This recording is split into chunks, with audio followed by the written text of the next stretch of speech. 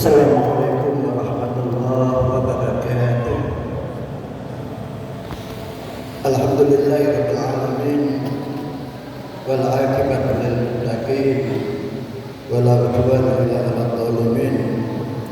Allahumma shalli wa sallim ala rasulil karim wa ala alihi wa ashabihi ajma'in. Amma ba'du, ayyuhal kiramah, rasa syukur kita persembahkan kehadirat Allah Subhanahu wa taala. Walaupun sudah memasuki libur terakhir, libur ketiga bulan Ramadan, kita masih istiqomah dalam ibadah sambil mengintai datangnya malam Lailatul Qadar, sebagaimana anjuran Rasulullah, taqirru Lailatul Qadri fil asril awakhir sahri Ramadan. Tidak ada jalan lain kecuali terus kita makin semangat, makin sungguh-sungguh sebagaimana Rasulullah SAW contohkan.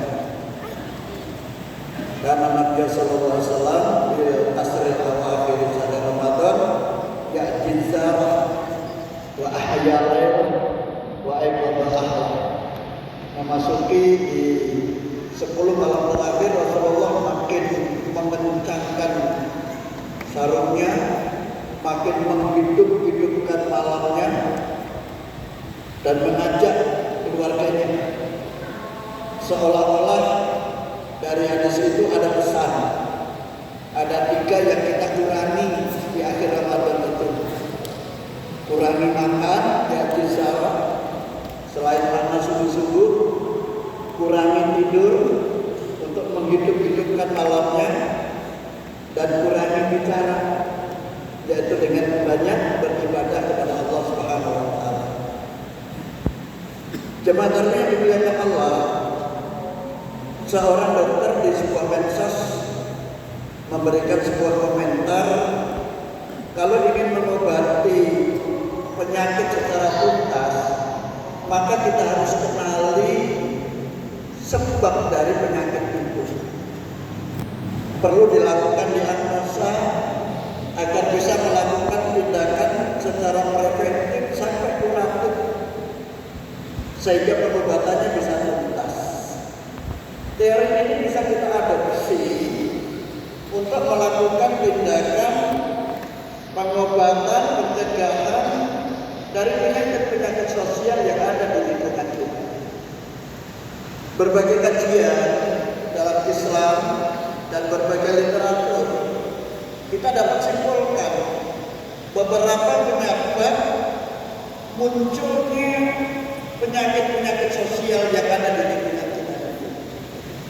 Yang pertama disebut dengan du'aful iman, atau karena iman, kurang iman. Mazhab Ahlus Sunnah mengajarkan kepada kita al-iman yaziz wa yanqus. Iman itu kadang masuk, kadang keluar. Sehingga ada satu hikmah, kata-kata hikmah yang sering juga disebut hadis. Mungkin hadisnya pada level aksar belum kami lakukan pelacakan. Al-iman la yukhlaqu minkum kama yukhlaqu saw. Was'alullah ayyujiddadal iman fi qulubikum. Katanya iman itu seperti baju yang selalu kita pakai, lalu kita tidak musuh. Seperti HP yang seharian kita gunakan, tapi tidak pernah kita cas, itu lama-lama bisa lowbat dan tidak bisa dipakai. Oleh karena itu, ayyujiddadal iman fi qulubikum. Kita mintalah kepada Allah, berdoalah kepada Allah agar iman yang ada pada diri kita ini selalu tercas, selalu terbaharui. Allahumma inna nas'aluka imanan da'iman. Itu adalah salah satu kalimat untuk kita minta kepada Allah supaya iman kita itu langgeng kepada diri kita.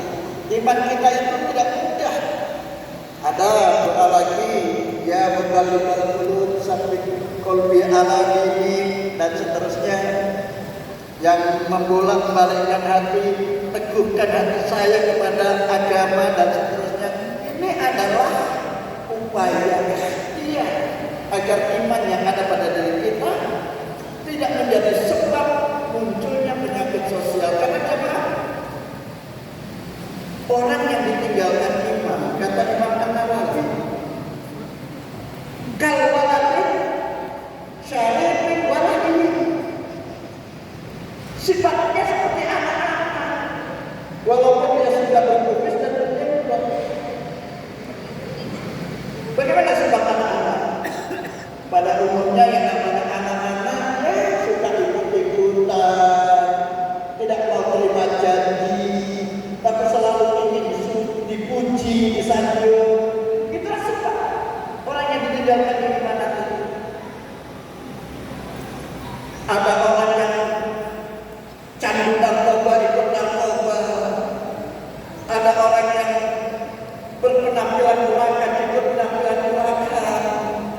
Ya karena suka ikut-ikutan. Ada orang yang kebut-kebutan pakai motor yang dilepas knalpotnya, dia malah menjadi orang yang pertama karena ingin dipuji. Ini penyakit-penyakit sosial muncul disebabkan karena kurang iman. Pertama. Yang kedua, hasil identifikasi menunjukkan bahwa munculnya banyak penyakit sosial itu disebabkan karena sifat al-hasad, sifat dengki, sifat iri, sifat yang tidak senang melihat orang lain mendapat nikmat, berusaha untuk mengambil nikmat yang ada di orang lain itu untuk dirinya. Kalaupun toh tidak, lebih baik sama-sama tidak terima nikmat. Atau bahasa singkatnya, orang yang kena penyakit al-hasad itu senang lihat orang susah, susah lihat orang senang. Sampai-sampai Rasulullah mengingatkan, hati-hati dengan sifat al-hasad, karena al-hasad ya'kuluna al-hasad kama ya'kuluna narul hatab. Sifat dengki iri itu bisa memakan kebaikan-kebaikan kita sebagaimana api yang memakan kayu bakar kering. Begitu cepat habis kebaikan kita oleh sifat kita sendiri, yaitu sifat al-hasad. Disitulah banyak penyakit sosial muncul. Saling iri, saling dengki, saling membenci, ujung-ujungnya saling menghujat, mengumpat. Bukan hanya nikmatnya yang dikeluarkan, kalau perlu nyawanya dihilangkan. Itu gara-gara sifat al-hasad. Maka jangan heran jemaah, ada teori silang campur doting. Itu santet kiri kanan, itu karena dari sifat al-hasad itu. Yang ketiga, ada namanya penyakit al-hirsun. Sumbernya kumannya itu namanya al-hirsun. Al-hirsun itu tamak, rakus. Kata Hasan Mujani almarhum, Indonesia ini kekayaannya kalau diperuntukkan untuk seluruh penduduk Indonesia sampai 300 tahun yang akan datang tidak habis. Tapi tidak bisa memuaskan 3 orang saja yang kena penyakit al-hirsun.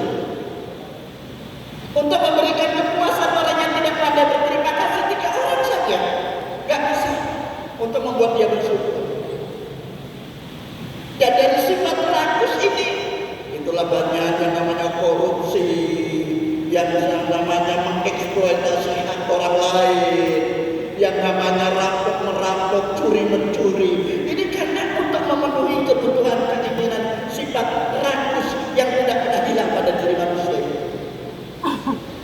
Dan yang keempat, ada yang disebut dengan al-kibrun. Kuman yang disebut al-kibrun atau yang disebut dengan sombong, angkuh dan seterusnya, yang merasa harus selalu berada di atas dibanding yang lain-lainnya dari semua segalanya. Jadi kalau sekarang perang Iran, Palestina, Amerika, itu karena keangkuhan, karena kesombongan. Masa Allah sama-sama berbuat salah. Adam dan Iblis sama-sama diusir, tapi satu diusir atas nama kebencian, satu diusir dengan bekal kalimat taubat. Bayangkan, sama dengan jadi iblis itu diusir karena keangkuhan, kesombongannya itu. Allah mengusir dengan murka. Berbeda dengan Adam.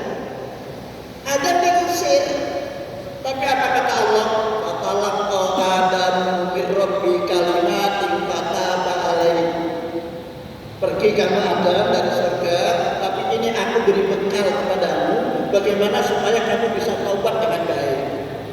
Seolah-olah kita usir anak kita, sana pergi, ngekos saja daripada tinggal di rumah. Tapi ini loh uang kosnya, di sana loh tempat uang kosnya, seolah-olah.